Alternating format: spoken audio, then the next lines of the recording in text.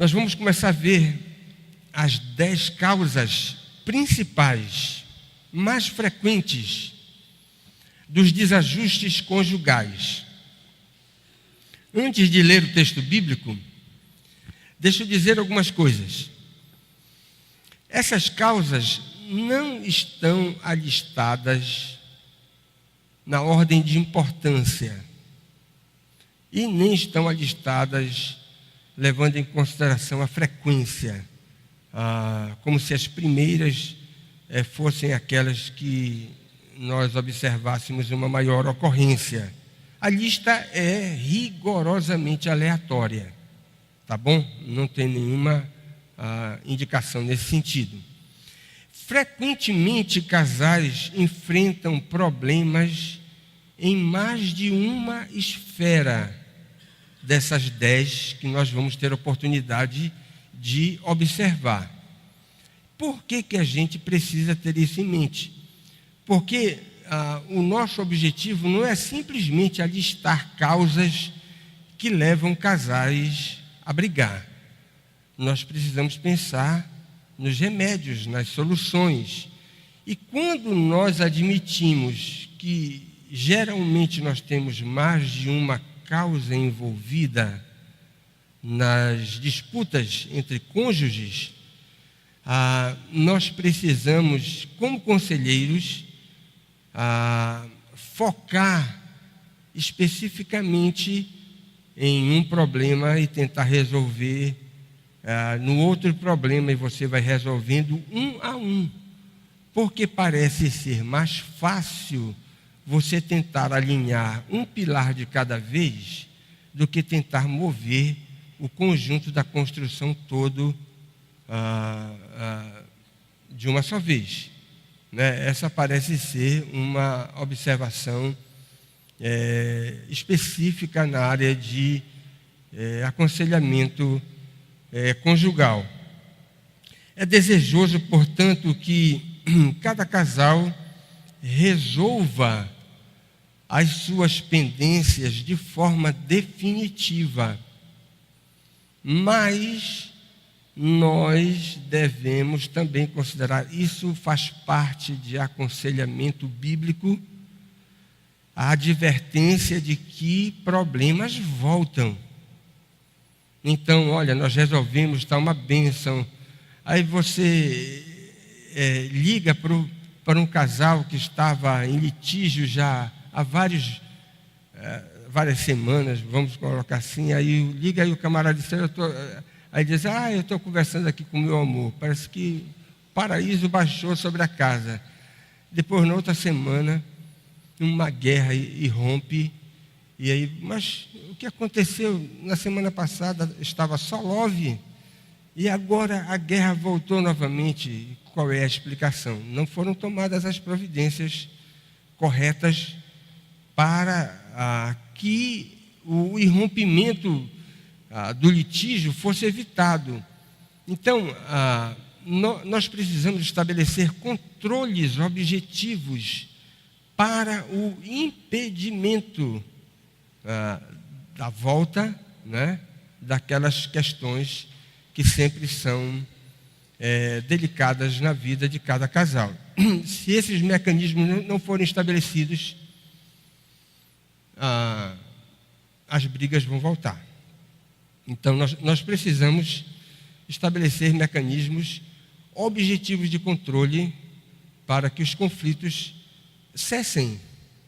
E cessem, se não cessarem definitivamente, pelo menos por um tempo significativo, até que a gente tenha que tomar novamente algum remédio forte para controlar esses problemas. E qual é o fundamento, um texto bíblico que a gente poderia usar para tratar de problemas conjugais, problemas de relacionamento? E eu escolhi Efésios 5, 21, que é um texto extraordinariamente apropriado para que a gente medite sobre essas questões e veja também as soluções que podem ser oferecidas para a resolução desses conflitos. O texto diz: sujeitai-vos uns aos outros no temor de Cristo, porque existem problemas conjugais entre vocês. E aí ele vai tratar a partir do verso 22 até o verso 33. Ele vai dizer, olha, existem problemas entre pais e filhos dentro da igreja. Problemas de relacionamento. Ele vai falar do capítulo 6, do verso 1 até o verso de número 4. E há problemas também dentro do clã familiar, porque naquela época a família era um conjunto mais extenso do que nós temos hoje. Existiam pessoas que trabalhavam, servos, literalmente escravos, dentro de uma casa onde havia vários núcleos familiares. Há problemas entre senhores e escravos, senhores e servos. E esses problemas de relacionamento só podem ser resolvidos tendo o versículo 21 em mente. E a chave é a seguinte: nós resolvemos problemas de relacionamento entre crentes só com espiritualidade consistente. A espiritualidade de qualidade duvidosa, espiritualidade desse tipo vai nos deixar na mão.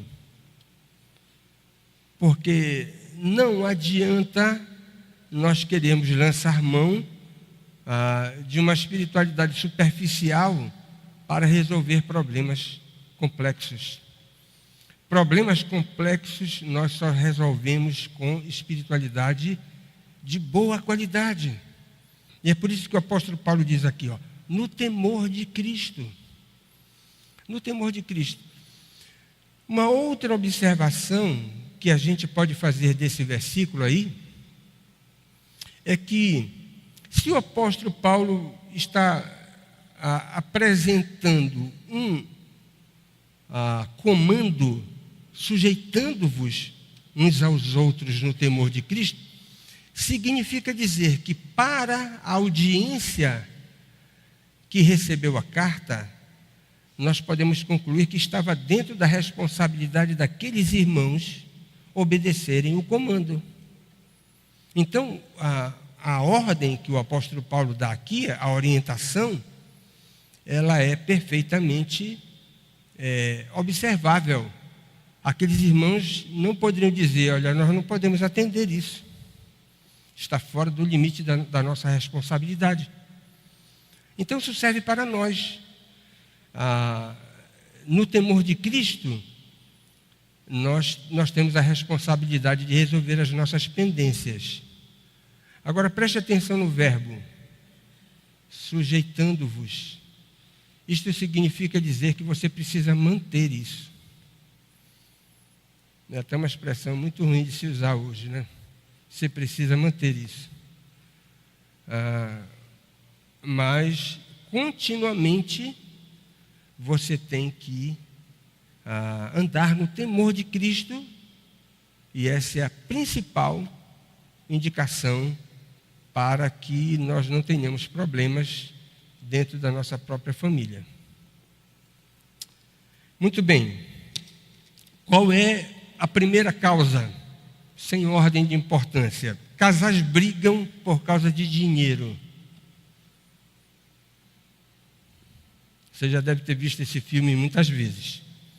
Não é fácil lidar com finanças em nenhuma esfera. Porém, na administração doméstica, a situação parece ser mais complicada. Por algumas razões. As questões cruciais relacionadas não apenas com a própria subsistência, mas relacionadas com o próprio conforto doméstico. Essas questões estão relacionadas com boa administração financeira, e ninguém vai querer passar dificuldades, necessidades, viver de forma desconfortável e até sobressaltada em razão de um dos cônjuges, ou talvez os dois, se ajustarem com relação ao próprio equilíbrio financeiro da casa. Mas existem padrões, muitas vezes padrões de vida que são trazidos da família de origem, que podem complicar a administração financeira da nova família. Além do que, é no lar que os nossos pendores pecaminosos, eles se sobressaem com maior vigor. Aí você vai ver relações egoístas com mais força dentro de casa, porque é dentro de casa que nós somos o mais natural, né, possível. Você vai ver também a autonomia pecaminosa que pode atrapalhar a administração financeira, ou aqueles desregramentos improcedentes que você pode observar na vida de pessoas que têm compulsão para compras, por exemplo, né? E outros desregramentos que podem fazer com que uma família entre em colapso no que diz respeito à sua administração financeira. Frequentemente casais brigam por dinheiro de forma prática, e eu vou listar aqui algumas sugestões, né? Algumas ilustrações de como é que isso pode acontecer. Quando a família não tem orçamento, ou a família tem orçamento e não observa. Olha lá que coisa. Toda casa deveria saber viver com aquilo que ganha, mas, regra geral, não é isso que nós observamos, e para nossa vergonha, dentro de famílias cristãs. Nós não estamos falando de famílias incrédulas, que não têm o temor de Cristo. Uma família até pode viver sem um planejamento criterioso. Planejamento criterioso é aquele planejamento onde você tem as receitas da casa sendo observadas com as despesas da própria família, né, de forma justa, saudável. É até possível que uma família não tenha orçamento, se os cônjuges não forem gastadores compulsivos. Aí pode até dar certo. Mas, sem um orçamento definido, facilmente uma família pode cair no precipício das dívidas inadministráveis. Sem orçamento é muito fácil você mergulhar numa areia movediça. É também possível que o orçamento seja feito de forma tão apertada que as despesas inesperadas venham a quebrar a saúde financeira da própria casa. Todo orçamento doméstico precisa ter uma folga, por duas razões. Existem gastos extras que você muitas vezes não prevê e eles acontecem.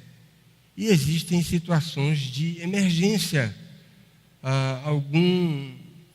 alguma dificuldade, né? Talvez nem dentro da sua própria casa, mas com um familiar seu, e que você vai ter a responsabilidade de atender. Então é necessário que exista, é saudável que o seu orçamento tenha uma folga. Esse valor não utilizado vai ficar como uma reserva técnica para as situações emergenciais ou para as despesas extras que aparecerem de forma imprevisível.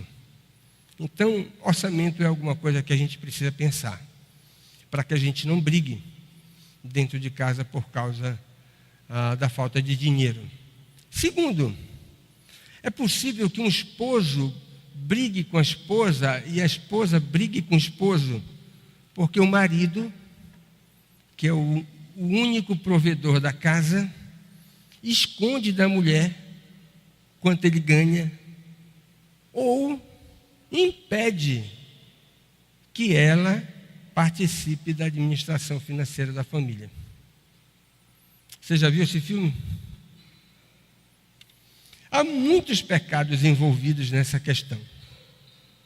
Primeiro pecado, o pecado da desconfiança.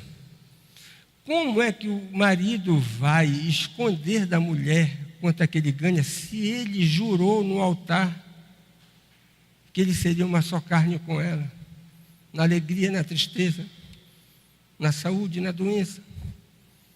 Como é que ele jurou fidelidade mútua e vai esconder o seu contra-cheque da sua esposa? Preste atenção nisso, nessa pergunta aqui de retórica. Se não há transparência na questão material, como é que você vai esperar transparência em outras esferas mais complexas? Na é verdade, se você não é fiel no pouco, preste atenção na palavra de Jesus. Como é que você vai ser fiel no muito? Me ajuda a entender. Será que a lógica do mestre não está certa? Se nas questões ordinárias você falha, como é que nas questões complexas você vai acertar? Segundo pecado, o pecado da possessividade. Muitos maridos que trabalham sozinhos para sustentar a casa e alijam as suas mulheres da administração financeira do lar, fazem isso por interpretarem erradamente que o dinheiro que eles ganham é só deles. Portanto, são eles que trabalham, eles que ganham, então eles devem decidir onde gastar o dinheiro que eles ganham. Isso é uma grande insensatez, uma grande tolice. O terceiro pecado, o pecado do orgulho. Alguns maridos alijam as suas mulheres porque passaram para elas, e isso sem autorização de ninguém, muito menos de Deus, passaram para elas um atestado de incompetência na administração financeira. Não, elas não sabem administrar aquilo que é trazido para dentro de casa. Outra tolice. E quarto, o pecado do egoísmo. Há muitos maridos que não abrem mão de decidirem sozinhos a administração financeira da casa, porque querem gastar o dinheiro só com aquilo que é de sua preferência. Irmãos, a coisa mais triste é quando você vê maridos que agem assim, inclusive gastando dinheiro com alguns mimos que são objetos de consumo deles. Já imaginaram isso? Querem gastar dinheiro e querem decidir sozinhos, porque só querem comprar para casa aquilo que eles acham que é da própria preferência deles. E gastam em coisas que não deveriam gastar. Né? Terceiro, uma outra questão prática. Quando os cônjuges são economicamente ativos e optam por administrar a casa com duas bolsas. Não é um pecado mortal ter duas bolsas dentro de casa, né? O marido ganha o seu salário e diz assim: olha, não, eu vou administrar o meu salário desse jeito aqui, eu vou pagar essas contas e você que ganha o seu salário vai pagar essas contas aqui. Não há nenhum pecado essencial nisso. Porém, parece ser bem mais difícil administrar dois orçamentos pequenos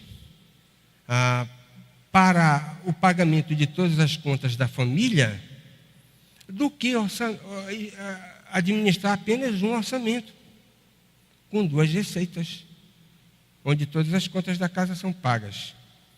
Frequentemente se vê cônjuges reclamando porque estão sobrecarregados. As contas foram divididas.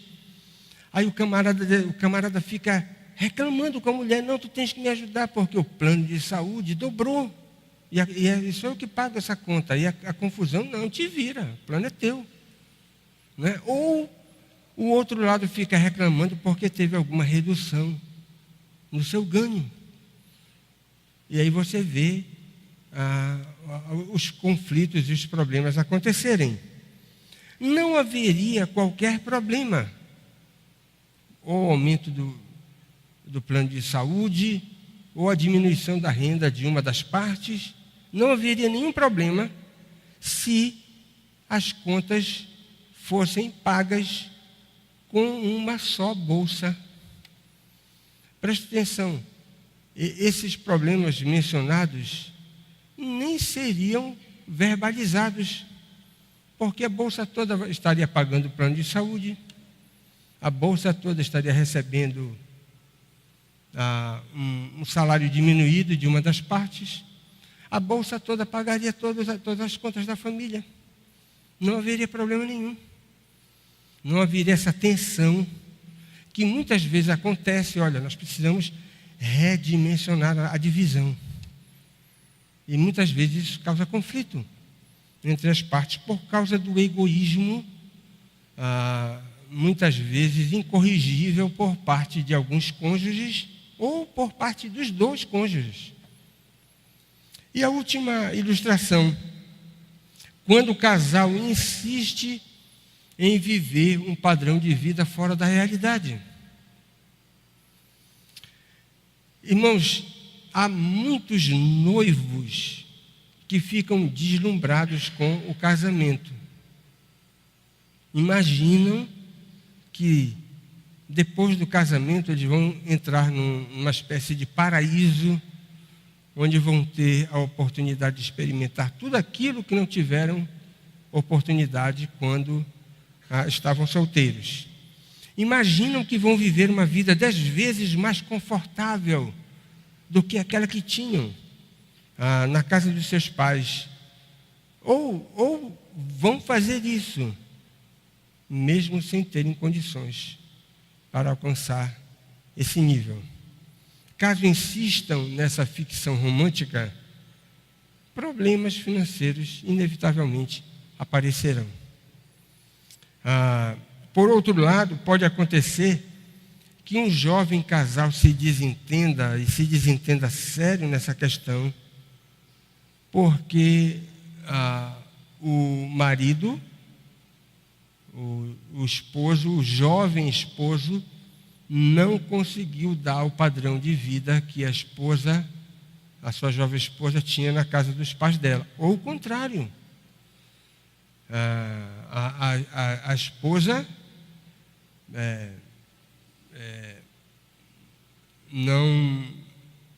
não conseguiu ajudar o marido para que ele tivesse o mesmo padrão de vida que ele tinha na casa dos pais dele.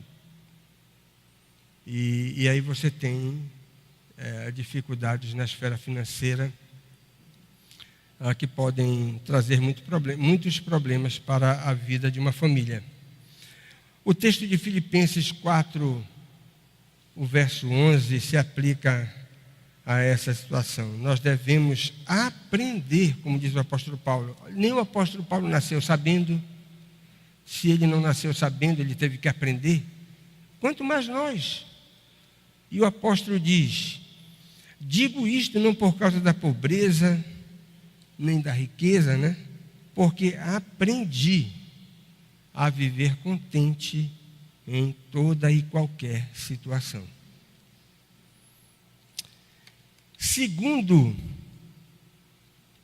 Segunda causa que muitas vezes levam cônjuges à arena do octógono: apego excessivo à família de origem. Isso pode ser tanto com a esposa quanto com o esposo. Portanto, é uma ficção nós imaginarmos que nós só teremos apego à família de origem por parte da mulher.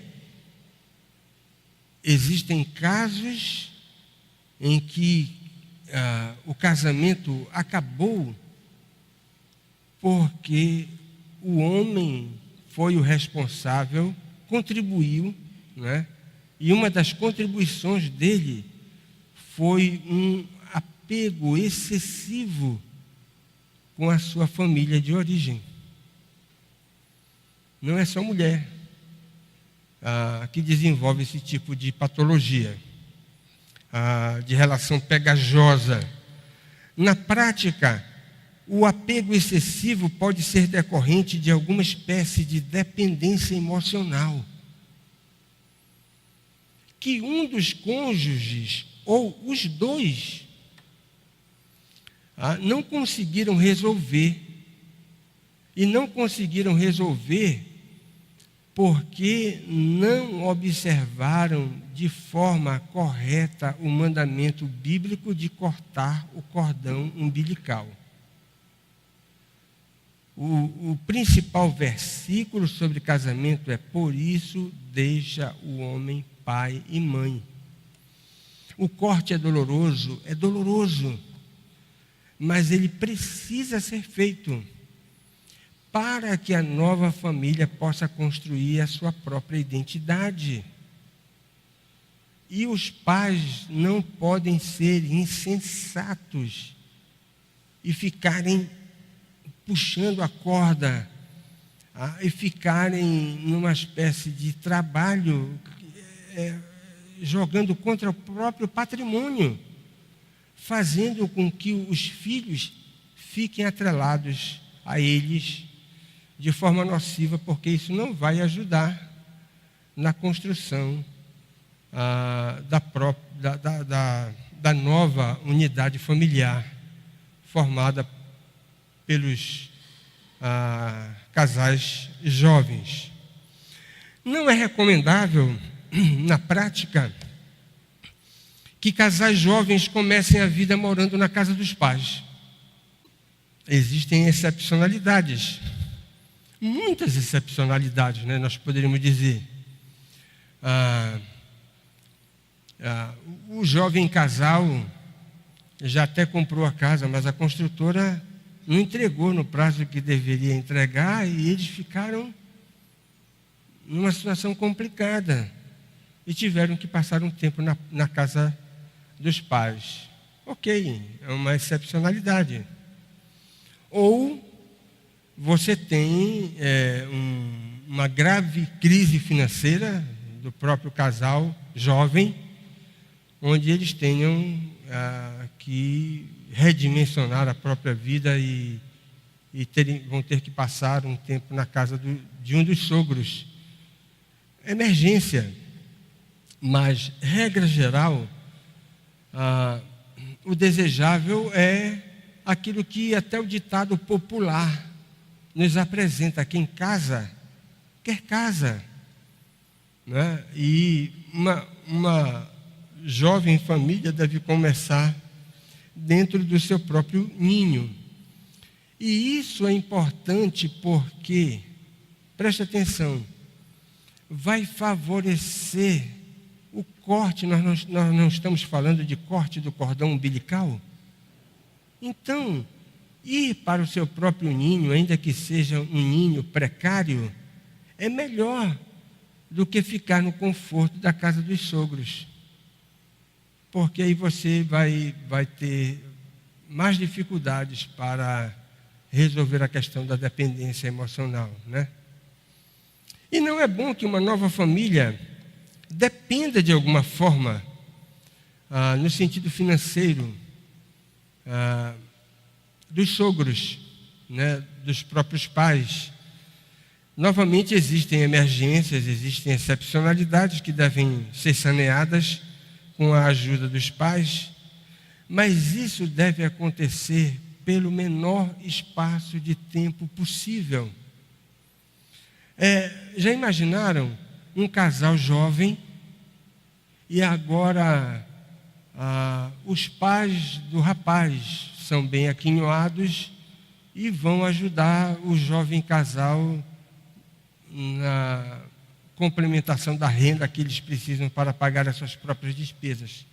É muito possível que, se a esposa tiver juízo, a jovem esposa tiver juízo, né? É muito possível que mais cedo do que a gente imagine, ela possa se ressentir com esse negócio, né? Ela casou com alguém que agora não pode arcar com as despesas da sua própria casa. Ou o contrário, né? Você pode ter um casal onde os pais da noiva sejam bem aquinhoados e o rapaz vai ficar numa situação desconfortável ao aceitar complemento da sua própria renda para pagar as suas despesas. Não é recomendável que isso aconteça.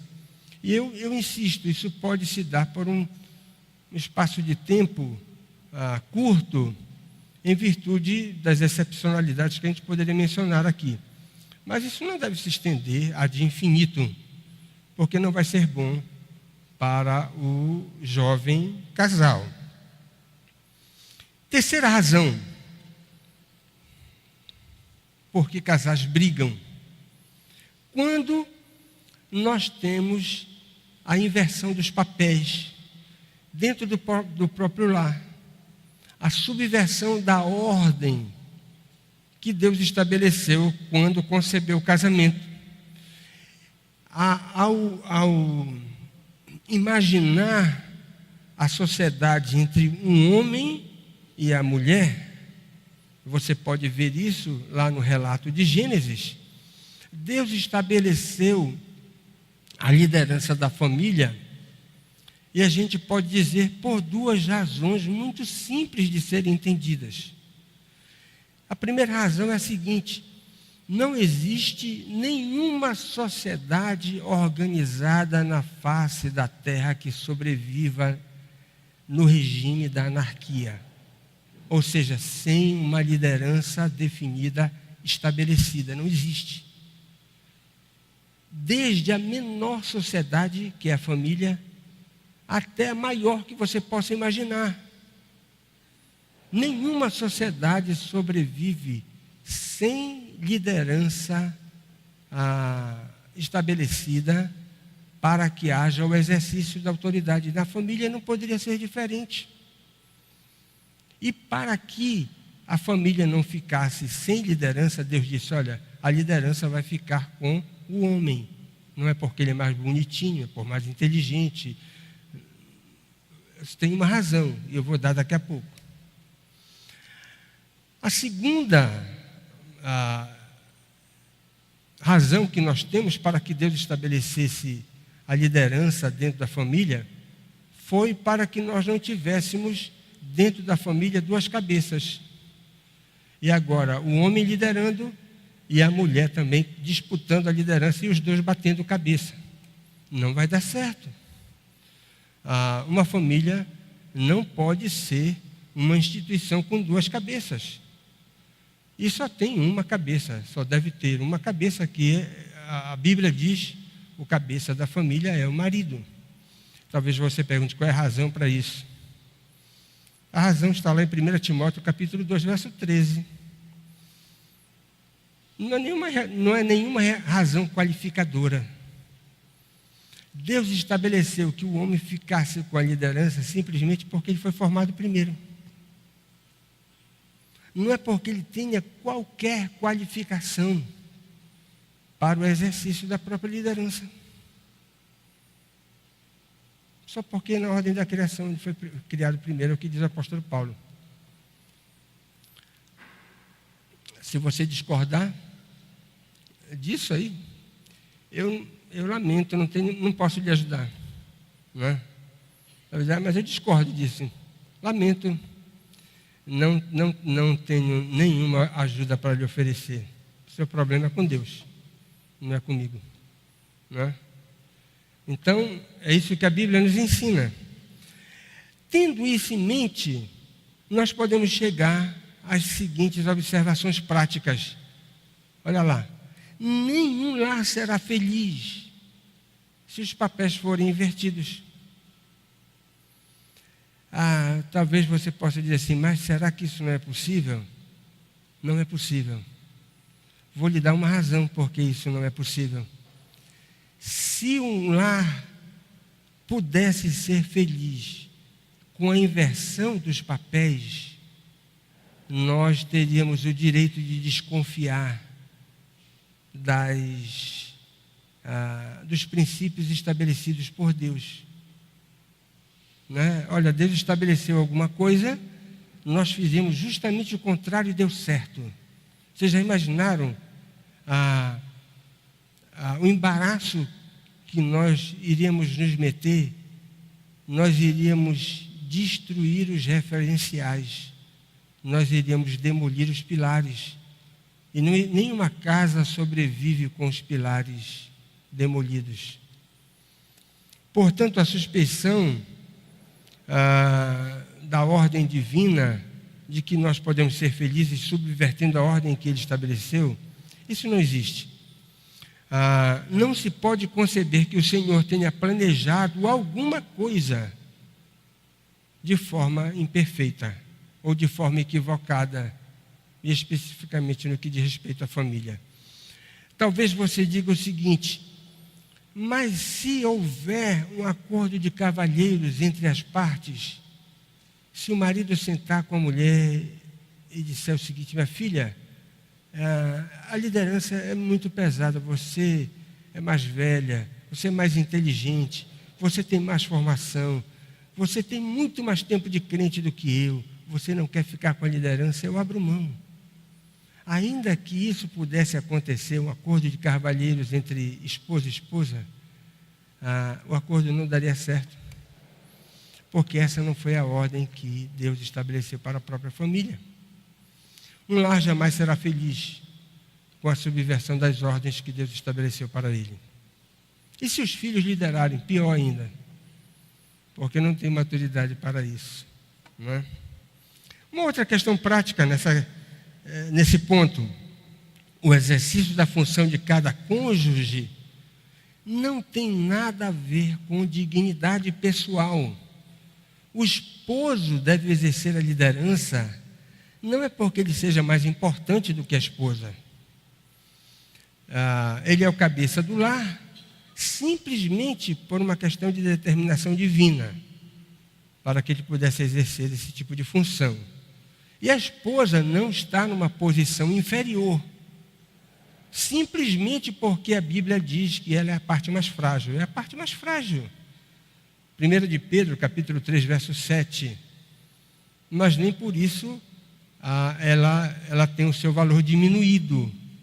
Ela não tem nenhuma depreciação em função da dignidade pessoal, ao ser colocada nessa condição de auxiliadora idônea. Eu não me canso de afirmar isso. O casamento bíblico se dá pelo consórcio livre e desimpedido entre duas estrelas.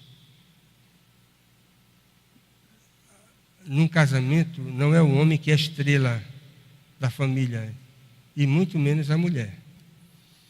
Casamento bíblico, nós temos o consórcio livre e desimpedido entre duas estrelas de mesmíssima grandeza. Tranquilo até aí, Edi? Tranquilo, né? Meu dia candidato ao casamento, ele está bem atento para essas questões. Quarta razão por que casais brigam: falta de amor do marido, desafeição marital. Num casamento saudável entre crentes, o marido deve amar a esposa assim como Cristo amou a igreja. Irmãos, esse é um trunfo maravilhoso. Olha, o Helder está abraçando a Letícia. Esse é um trunfo maravilhoso, meu irmão, não é?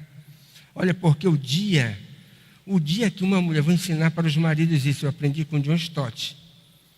O dia que uma mulher dissesse o seguinte: olha, não, a carga que eu carrego é mais pesada do que a tua, porque Deus me mandou ser submissa. Aí sabe o que o John Stott diz? O seguinte: olha, o dia que as mulheres disserem que a carga dela é mais pesada, né, do que a dos próprios esposos, elas precisam lembrar que Deus colocou sobre os ombros de cada esposo a responsabilidade de amar a própria esposa como Cristo amou a igreja. E aí ele termina com uma pergunta de retórica: você conhece alguma espécie de amor mais sublime? Alguma espécie de amor mais exaltado do que esse? Se você souber, pode dizer. Não existe. Os maridos têm a responsabilidade de amar a esposa assim como Cristo amou a igreja. Irmãos, essa é uma responsabilidade muito grande. Significa dizer o seguinte: o amor de Cristo pela igreja foi um amor sacrificial. Se o marido vai amar a sua esposa como Cristo amou a igreja, ele vai ter que se sacrificar por ela. E aqui novamente vale o ditado popular: o amor que não custa nada não vale nada. E aí a frase de efeito vocês já conhecem: quanto é que eu tenho então que gastar para amar minha esposa? Tudo o que você tem. E mais o quanto você puder pedir emprestado. Essa é a quantidade. Né? Não adianta você querer meter a mão no bolso e caçar moeda. Você tem que gastar tudo. E mais o que você puder pedir emprestado. É sacrifício. Segundo, investimento pesado. Todo esposo deve procurar incentivar o crescimento da sua própria esposa. Irmãos, uma das coisas mais perversas é quando o marido fica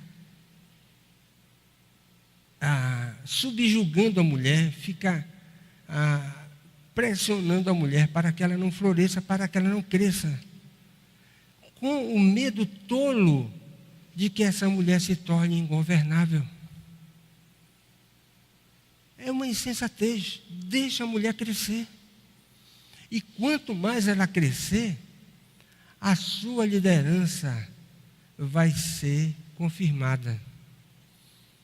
Porque você vai liderar uma mulher grande. Ou você quer liderar uma mulher nanica? Então a sua liderança é fraca. A sua liderança vai ser forte se você liderar uma mulher grande. Então deixa a mulher crescer. Invista nela.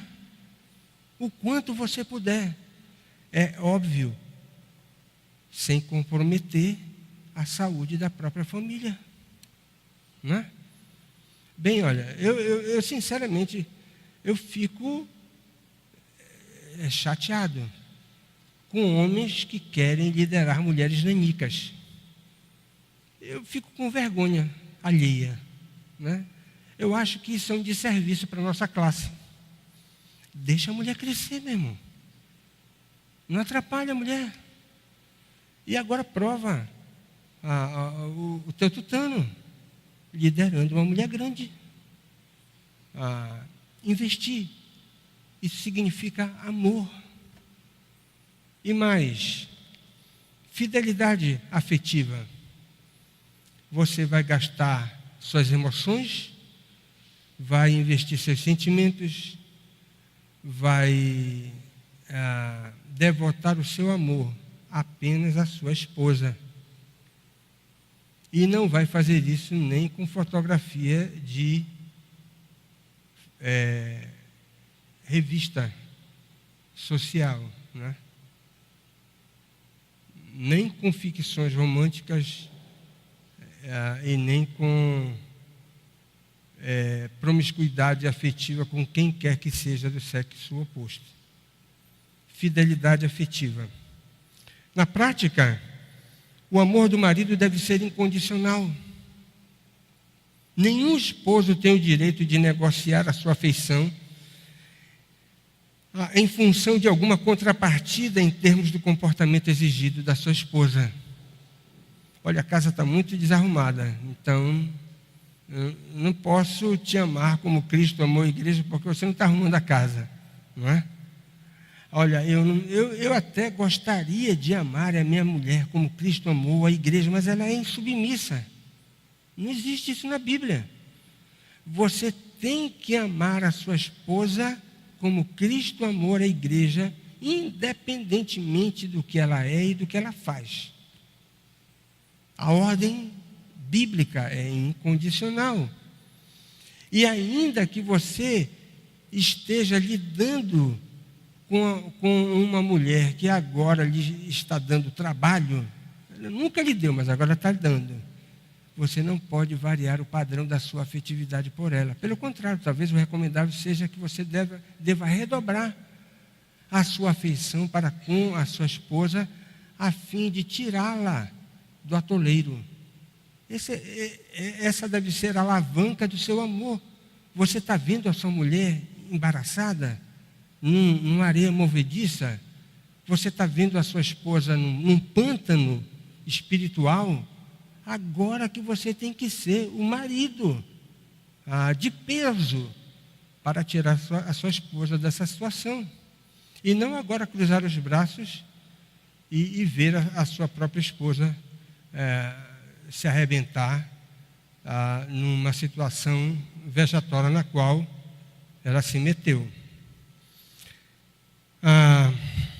A segunda questão prática com relação ao amor do marido é que quando o marido ama verdadeiramente a sua esposa, ele está lastreando a sua autoridade. Quando a liderança do esposo se degenera, uma das razões fundamentais para isso é que ele deixou de amar a esposa da forma bíblica. Essa é uma das razões. O verdadeiro amor é firme, sem ser grosseiro. Ele se mostra sempre vigilante para com as necessidades do objeto amado e está disposto a perseverar até o fim. Preste atenção nisso, nós precisamos aprender. Liderança masculina sem amor é opressão. Vai se degenerar no autoritarismo. Né? Aí você vai ver marido dando ordem em casa, né? Como se ele fosse um mestre de obra.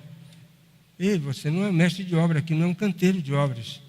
Ou você vai ver o marido dando ordem como se ali fosse o quartel. Olha, aqui não é o quartel, meu irmão. Você vai ver a própria autoridade se degenerando em autoritarismo. Mas qual é a explicação disso? Faltou o amor. Está faltando o amor no exercício da própria autoridade. Quando a liderança se degenera, você pode observar que a afeição está deixando a desejar. E por último, casais brigam porque muitas mulheres são terrivelmente insensatas e não aprendem ou sabem o que é e desobedecem na cara dura o princípio da submissão. Não raro, irmãos, muitos casamentos entram em colapso por causa da insubmissão da esposa. É óbvio que nós não podemos dizer que só elas contribuem para isso. Em conflitos conjugais, 99,9% você tem a contribuição mútua, né, dos dois lados, rarissimamente você tem apenas um dos lados contribuindo para o inferno conjugal. E o conceito de submissão não é fácil de entender. E principalmente para aquelas mulheres que não são crentes. Eu já contei essa história aqui. Houve um casamento aqui na igreja, onde eu preguei nesse texto de Efésios. E havia umas 3 senhoras aqui na igreja que não eram crentes. E elas gostaram demais do casamento. Nunca tinham ido num casamento numa igreja evangélica. E aí, fazendo as honras da casa, cheguei perto da mesa delas e aí, que tal? Ah, pastor, gostamos demais. Muito boa a sua palavra. Só tem uma coisinha que a gente não gostou. Foi quando o senhor falou naquela palavra, submissão. Aí eu sentei com as senhoras e comecei a conversar. Olha, eu usei de toda a minha lábia. Eu não consegui explicar para essas mulheres de tal forma que elas viessem a entender o conceito de submissão. Você pergunte, por que uma mulher incrédula não consegue compreender o conceito de submissão? É simples. Porque mulheres incrédulas não têm mente de Cristo. Só consegue compreender o conceito de submissão as mulheres que têm a mente de Cristo. É a exigência, sujeitando-vos uns aos outros no temor de Cristo. E quem não tem o temor de Cristo? Não dá. Não pode obedecer. Nem vai compreender isso aqui. Né? Submissão feminina é quando cai a ficha da mulher.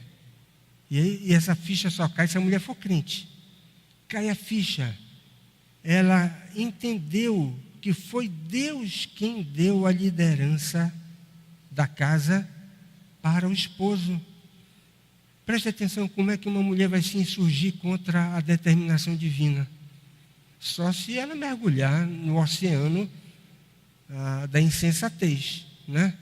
Então, o conceito de submissão é quando a mulher compreende que a função da liderança masculina foi dada por Deus. É um dom, portanto, divino para o homem. E ela, então, ela simplesmente vai descansar. Porque agora, como crente, ela sabe que Deus não estabeleceu nenhuma norma que não funcione para o bem. Ela vai descansar, então, no cuidado da liderança do seu próprio esposo.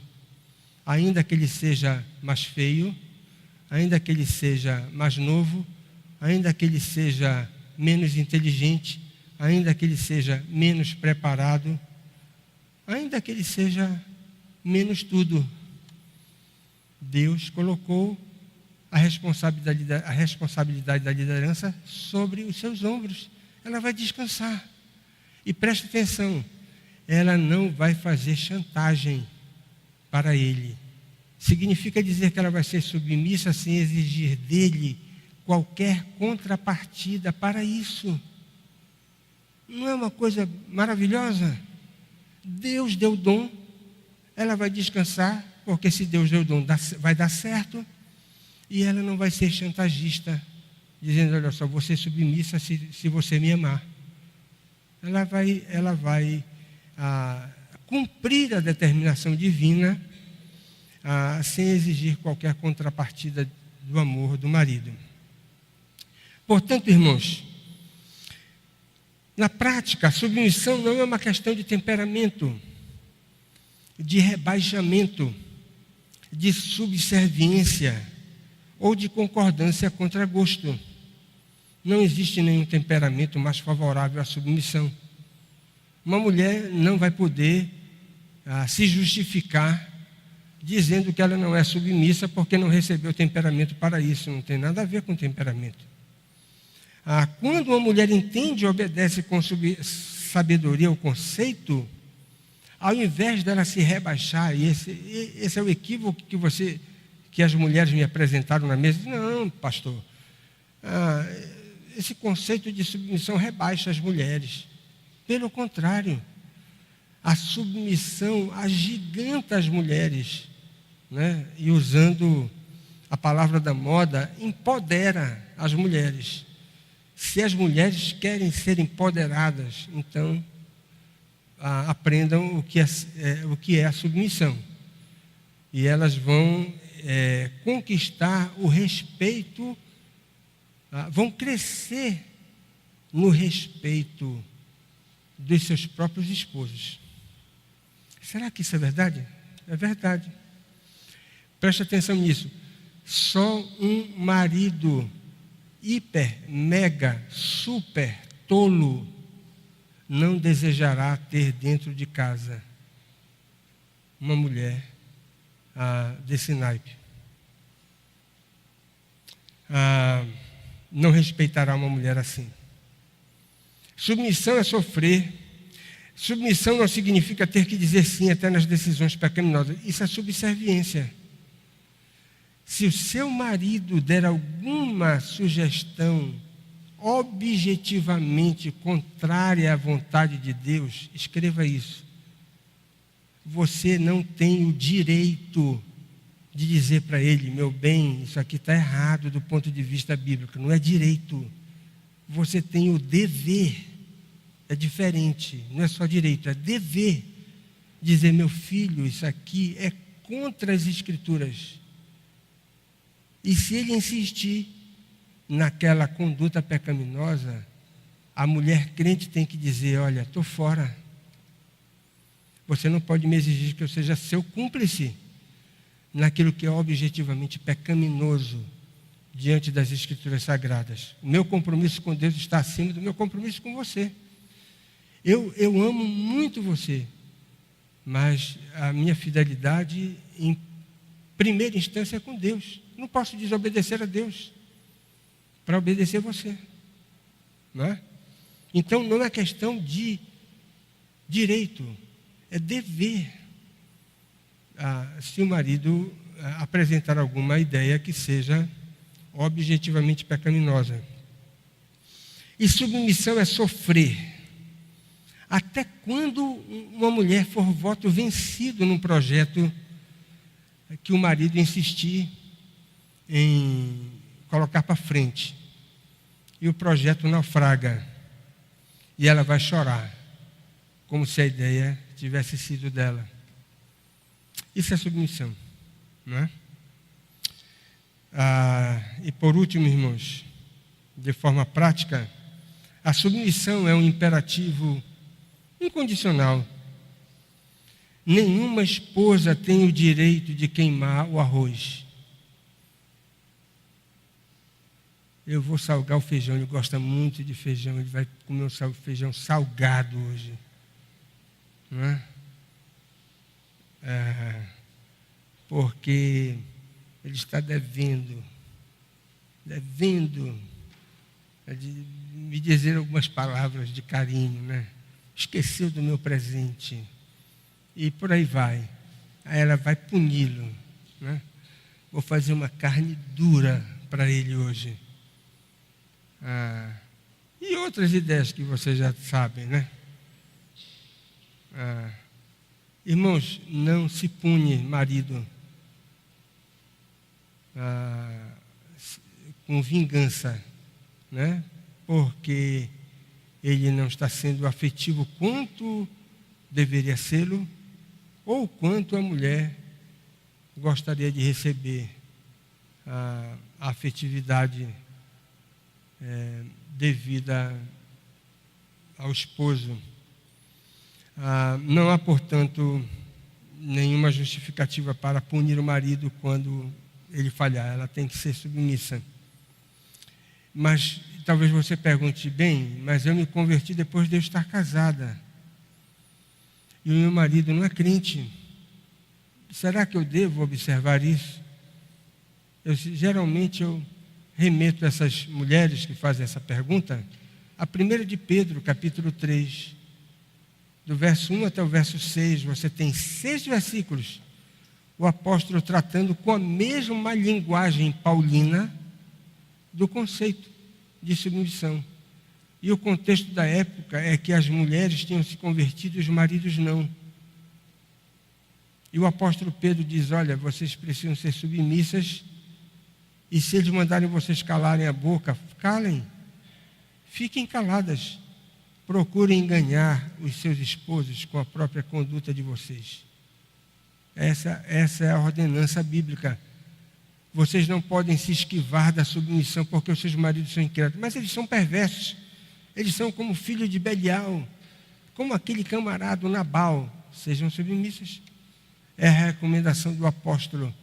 Não há, portanto, justificativa nem para uma mulher casada com um homem incrédulo a ser insubmissa. A submissão, portanto, é um conceito incondicional. Que Deus nos abençoe e nos ajude a compreender esses princípios, esses 5 princípios, e à noite nós vamos ver mais 5. Deus eterno, nós queremos te agradecer pela bênção de estar meditando na tua palavra para aprender princípios relacionados com o casamento. Ajuda-nos a vivenciar o princípio da sujeição mútua com base no temor de Cristo, como lemos na tua palavra, para que os nossos relacionamentos em todas as esferas sejam relacionamentos saudáveis, para que o teu nome seja glorificado. Abençoa cada família aqui presente, cada casal, e aqueles que estão se preparando para o casamento, que recebam também instrução sólida, orientação segura das Escrituras, para que possam viver uma vida familiar feliz. Aqueles que estão passando por problemas, dificuldades, litígios, conflitos, tem misericórdia, Senhor. Abençoa para que eles possam atender aquilo que a tua palavra ensina, para que tenham condições de resolver as suas próprias demandas. No nome do Senhor Jesus é que nós oramos.